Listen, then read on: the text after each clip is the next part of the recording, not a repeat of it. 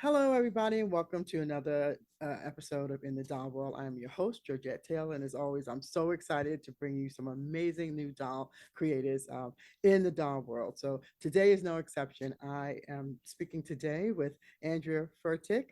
She is the CEO and founder of agctoys, and she is the creator of Afro Goddess, which is a warrior doll collection. And I'm so excited to have her share her journey with you because I've seen these dolls and not to digress, but I met her about a year and a half, maybe probably about a year ago at a pitch contest that was given by one of the chambers before my friend Audrey and I developed the Gwinnett Women's Chamber. And we have stayed in contact, and I'm just so glad to be able to showcase what it is that she's doing in the doll community. So thank you so much, Andrea, for being on In the Doll World with me.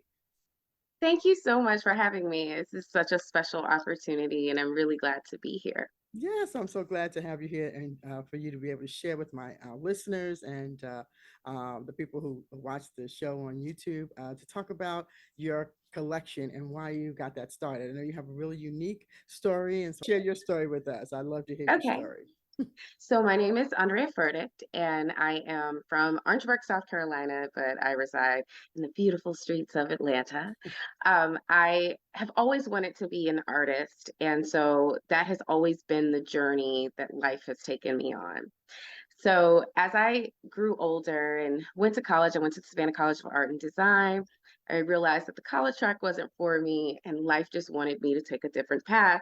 So I left school, I went back home to South Carolina, and I really took some time to actually study what it was to be, I guess, a budding Black woman in America in the South Mm-hmm. today.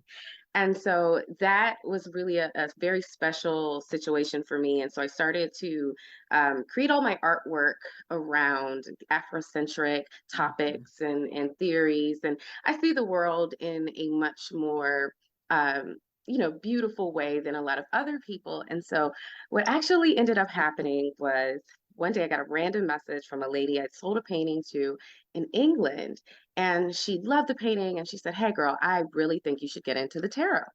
So didn't know anything about tarot or Mm-hmm. divination practices at that time. However, I spent like a year and a half just studying it card by card. And then from the topics and the symbolisms that I Mm-hmm. saw and I felt were important, not just for me, but for the culture and for any other person who came to use it, I created my own tarot deck called the Afro Goddess Tarot Arkanas.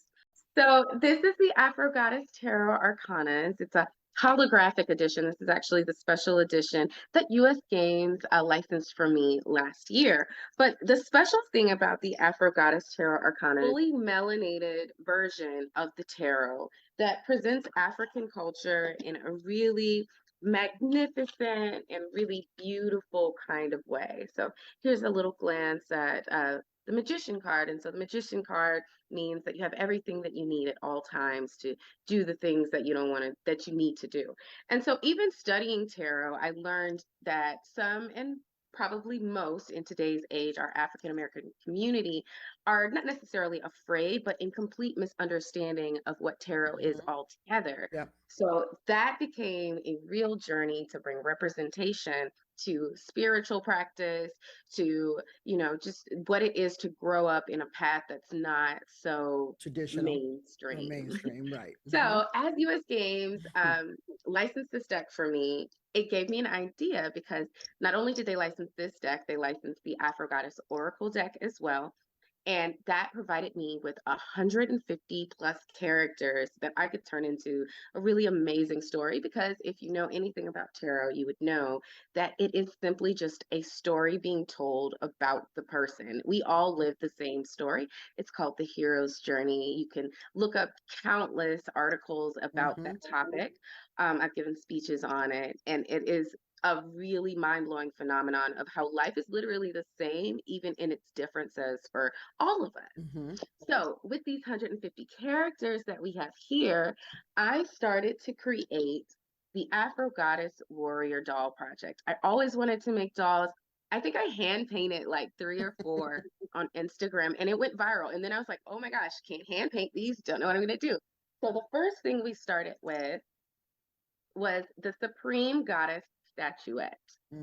Beautiful. So this is actually the Supreme card, which I added into the tarot. I'm kind of as a Afrocentric representation of balance. So she has balance of her thoughts, of her actions, of her time, and her material. And when you think of all of those things, it really creates, a life where you can, kind of master and create anything that you want to have. So we made these, but they weren't necessarily cost effective. If you're in the market of building dolls, you would know that, sometimes if you're not getting the amount that you need, like That you a bigger need costs quantity, more, costs more it money. just costs too much in order to sustain the product. But what we were able to do is prove to the market that people want this product. So then I was like, oh, let's have a Barbie style doll.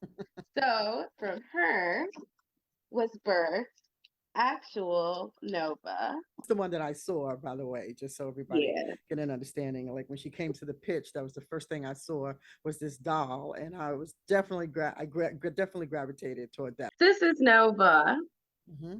And so we're turning her into a Barbie style doll for our younger girls now because it's come to my realization that we really don't have any evergreen, emotionally intelligent, Afrocentric products in the world. We have a lot of Black dolls budding, and they're beautiful. They really are.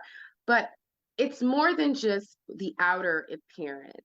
And it's time that we show girls that these dolls and the things that we're giving them to entertain them and teach them encompass more than doing your hair or different types of hair. Like I love all the new products with all Yeah, of with the the Afrocentric Afrocentric hair, hairs and the yes. different types of hair. Hmm. But being a Black person is more than just your hair.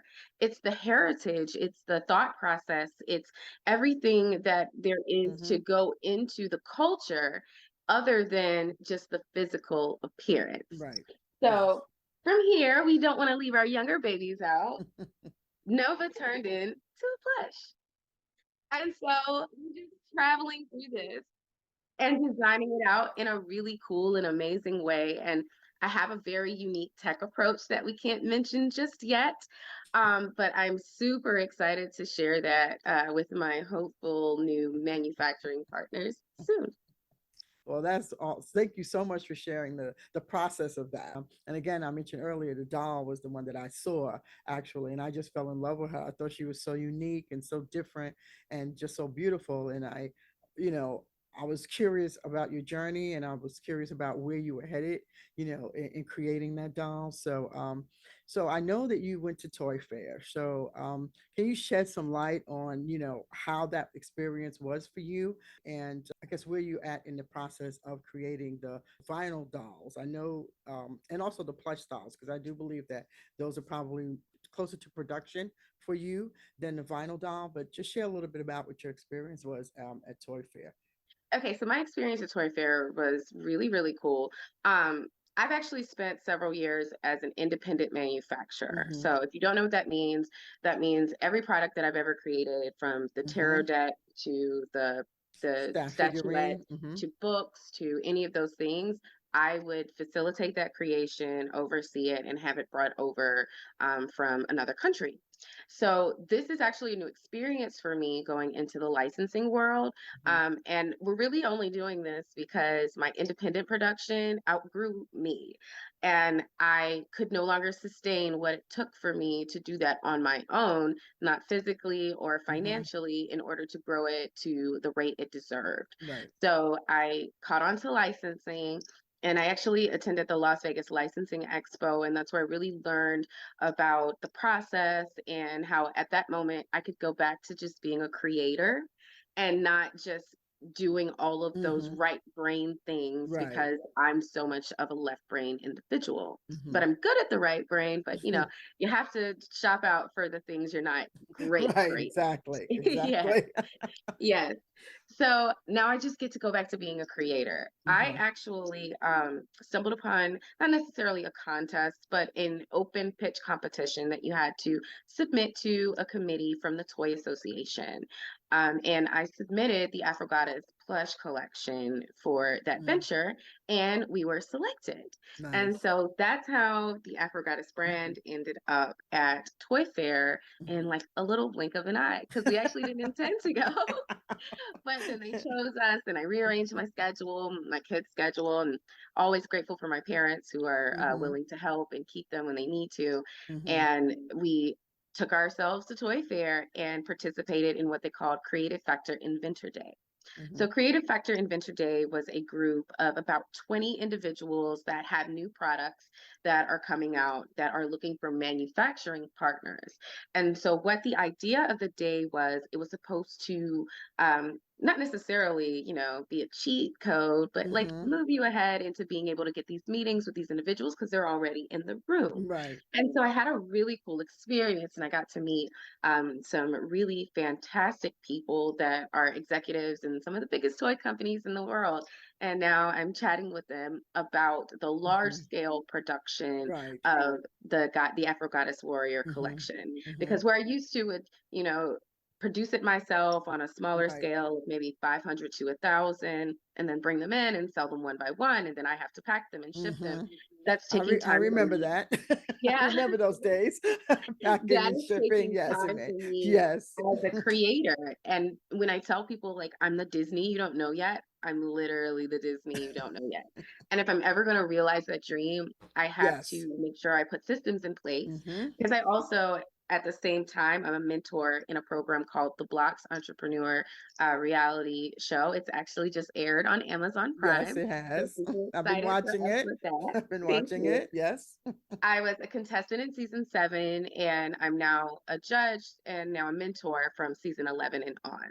Mhm. And so I share with them that processes, as we've learned from our, I guess, our little guru, Wes Bergman, that your processes are what are able to progress you. And if Yes. you're too afraid to put progresses in line or let someone else into the business, you're kind of going to plateau, and that's where it is. Mhm. So there was a decision day, I guess, that had to happen, and licensing became it. New York Toy Fair has opened tremendous amount of doors for me, so I'm extremely grateful to the Toy Association and that committee that selected me to be a part of that. And we were actually featured in the toy book, which is really Nice. exciting. That's Yeah, we're on exciting. page Yes. 64 of the toy book. Congratulations. Thank you, thank you. And that's a really commemorative and wonderful Yes, it experience. really I'm really is. excited that that actually happened. Yeah. So I'm just at this point, we're just riding the wave, me and my wonderful agent, Marlene Cuesta Licensing. Mhm. And so now that's my fairy godmother. And we're rocking out But together. you know, And you I have to think, have those people. You know, you have to yes, have those yes, people to help you understand, how you need to grow in that industry. And I think what you were saying was absolutely right. Like when you don't have systems in place, or you don't even understand what systems you need in place to reach that growth that you need, it is really detrimental to your business. And being a solopreneur, we always want to take on all the jobs because these are our babies, whether it's a doll or a product or a service. It's our baby, and we want to feel like we're protecting it, but yes, sometimes we overprotect and it doesn't allow anything to really grow. And so I think the advice that was given, obviously he's an amazing entrepreneur and he knows what he's talking about. He's been in business a long time, but to share that with you and for you to receive that and take that in, and then say, how can I place my company to grow the way I wanted to grow by, allowing other people to be a part of that. I think yes, it's really, kudos to you for listening to that. But I think, I know you personally, so I know you have a lot of drive and a lot of heart, and you're going to go after what you want. And so, um, I know you made the right decision to do that, because that's really kind of who you are, because you really want your brand to succeed. And as a solopreneur, it's really hard to say, hey, come on in and help me with this. Sometimes it's hard to ask for yes. help. And you're in a great position where you have a lot of people who want to give you help, and so you have to discern a lot of that too. So I think you're doing an amazing job. I mean, just in the last year, you have grown so much. Oh, thank you. Yeah, yeah, you really have. It's also been a little bit of, quite honestly, destiny at play. To be Mm-hmm. completely fair, all these decisions I did not sit down and map out. Right. Some Yes. of the things just happen. Mm-hmm. For instance, in the But creation, you were ready at some point, right? It's always that yeah, thing of when, yeah, when you're ready to teach your peers, right? If you weren't ready and looking for those things, sometimes even if the teacher shows up, you're not aware of it. But you were exactly. aware of Yeah, it because you had already, some of your goals were in place. You already kind of had a vision of what, you know what I mean? I have this doll. I want to create this. I want to make sure that it's seen by everybody. And you went and you did the work in the front. You did the figurine. You did the, you know what I mean? You did those things to put yourself in that place. And I think that's important too. yes. And that's actually a really good point. So when I made the figurine, in the back of my mind, I knew I wanted to make a doll. And I think at the time I had reached out to a company that I thought could Mm-hmm. possibly do it for me, and the price she quoted me was just ridiculous. And so that's how I actually ended up making the figurines. And I was talking with a friend the other day, and we were talking about, just showing the universe Yes. that you're willing to try, that you're willing to do it small, that you're willing to keep going if you fall down, like Mm-hmm. all of those things. And just it naturally just kind of ended up here, even though I did do some action in the process, but the universe absolutely met me halfway. Mm-hmm. Very grateful. We're grateful. We're gonna be Yeah. because it's just a different twist. The fact that they're there sharing those stories just allows more people to understand what tarot readings about. All of those things, helps people to find out a little bit more about who they are, really. And Yeah. so I think that's really really powerful. So that's one of the things that drew me to the dolls. I just think what you're doing is really powerful. It gives a people a different perspective on who they are in this world, and I think your dolls can share that with young girls and adults. So yeah, it is really cool.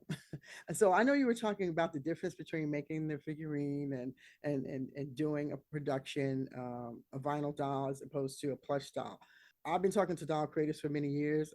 I've been my own doll creator, and I know that manufacturing vinyl is very expensive. It has been expensive 20 years ago when we started with Big Beautiful Dolls. It is just as expensive now.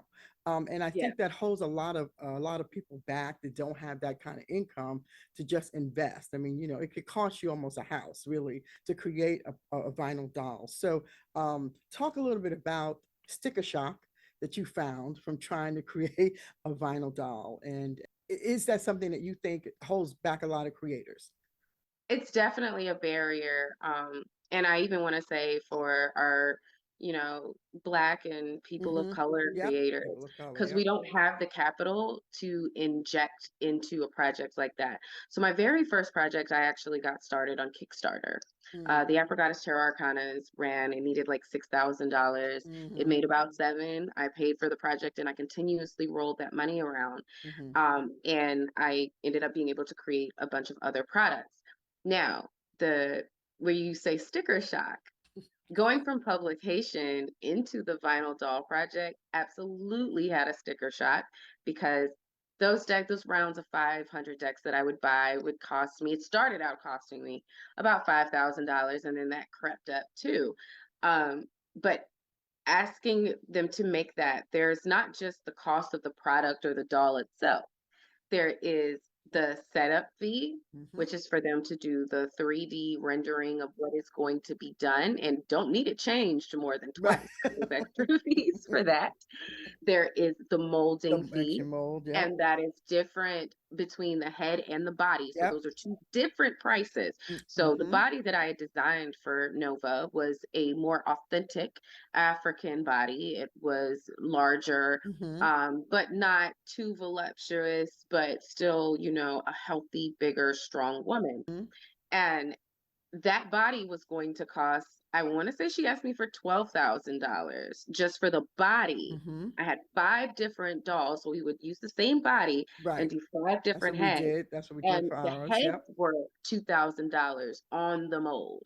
So Mm-hmm. now, after you paid all the mold costs and the setup costs, you get into the price of the actual product. That includes that vinyl doll, the clothing, the hair, depending upon what style, or if Mhm. they have the hair available, which they probably won't, Right. because this is Mhm. a newer, genre of Afrocentric product. They Mhm. would not necessarily have the hair that I requested, so they Right. have to go find it. Right. Then there's the little accessories, because we had a sword and a wand and cups that went Mhm. with her. Each of Mhm. those have a cost. There's the box, what they call the bolster, which is the thing that holds the Yeah, it doll holds the in doll in and makes it place. look cute. Mhm. That Mhm. has a cost. There is the mysterious shipping cost that always fluctuates and is So quite true. extensive Yes. dependent upon who you use Mhm. and Yep. your method of choice. You Yep. can put it on a boat or you Yep. can put it on a plane, but those prices are very, very different, as are what happens in those processes Mhm. and the length of time it takes for you to get it. Yep. So there's so many variables in doing that. It really does take a team of people. And quite honestly, I'm extremely impressed with myself that I did it as long as I could. And so now I am also impressed with myself that I have figured out the smarter route for a solo entrepreneur Mhm. without a team Right. to get licensing. Right. And Yeah, that's licensing true. allows basically not necessarily a team of people to work for me, but we partner. I come through with ideas and plans, and they execute them in a Mhm. way that I know is going to be market ready. And they'll probably already have the shelf space in the stores that I'm about to try to fight for. Mhm. So I'm super excited to get into this journey with licensing, and the sticker shock on that actually was a blessing in disguise, because at that time in my career when I was making that, I didn't know exactly that I didn't know the route of, oh, Mhm. go get a second mortgage on your house, Right. or Right. do all of this, or get this type of loan. I was literally flipping it around and paying it my own way. And Mm. that's wonderful, but had I actually had that capital, I don't know that it would have been the smartest decision Right. to inject it all into creating those dolls at that Mhm. moment. Mhm. And then what? Right. And so Yeah. then how would the animation get made? How would marketing be paid for? How would anything take place? And so being, I guess, obedient to destiny's hand and waiting for the moment that seemed like it fit good and it worked correctly, Mhm. licensing fell in my lap and I haven't looked back Mhm. since. Really exciting that licensing is coming your way, because I think it does allow you to be the creator that you are, and you can step back from having, not that you're not making those other decisions, but those other decisions are handled by other people. You share what it is that you want to have, and then they figure out how to make that work for you, right, as opposed to you trying to spend all that time doing all of that. So Yeah. and you are a creator, so that's what you want to spend time on. And I think that's what gets a lot of entrepreneurs, especially in the doll world, caught up, because they are creators, and when they have to flip that script and become the marketing team, right, the PR team, the all of these other people that they have to be to move their product forward. Sometimes it becomes a little bit difficult for them, because they are the creators, they have this vision, but they cannot see how to make it happen for them on the other end, because the thought process is different, in creating that. So having a team, I think, is really, really helpful. Um, Yeah. and I'm glad that you were able to find a team, or that they found you, and that they see something in what it is that you have to bring to market. So I'm excited for you, and I'm excited to see what's happening. So on that note, what advice really would you give other entrepreneurs or creators, right, that's looking to make a significant impact in the toy industry, especially in the doll world, with what you have already gone through?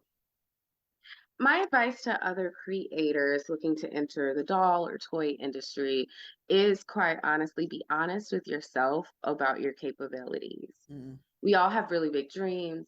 If you can't break it down into an actionable plan and actually delve out those responsibilities to Hmm. other people, the reality is it's often not going to go as far as you foresee, because you're literally just one person. And that was a hard lesson for me. It really was.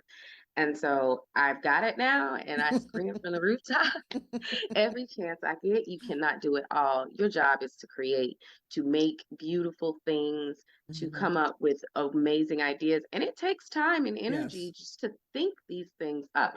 Sometimes I have dropped my children off to school, come back home, make coffee, and just kind of sat at the table for hours. And before I knew it, hours had passed. And it's not that I'm not doing anything, I'm thinking. Mhm. What am I going to do next? What's going to make this work? How can I make this product better? How am I going to market this? Like, even not doing those responsibilities, I have to come up with the plan for it to, Right. be carried Be out. carried out. And so trying to come up with the plan, carry out the plan, see if the Yes. plan Yep. works, adjust the plan, relaunch the plan. All of Mhm. that is so much on one person, it'll just drag you down Yeah. and it'll Yeah. kill your creative edge. It really So, will. the best advice I can give is to understand what your power is. Find someone that can give you 80% of you. You'll never find 100% of you. But if they can give you 80% of you, Mhm. that will be able to, be directed into something you would find near perfect. Mhm. Wow. That's great advice. That's so great advice because it is true. It will drag you down. It will wear you out. and, Been there. yeah, and it'll stop you from doing the thing that you really want to do. You will get, you can get discouraged, because it is, like you said, it's not, oh, I'm going to create this and this is going to happen. It is a process for any of that to happen.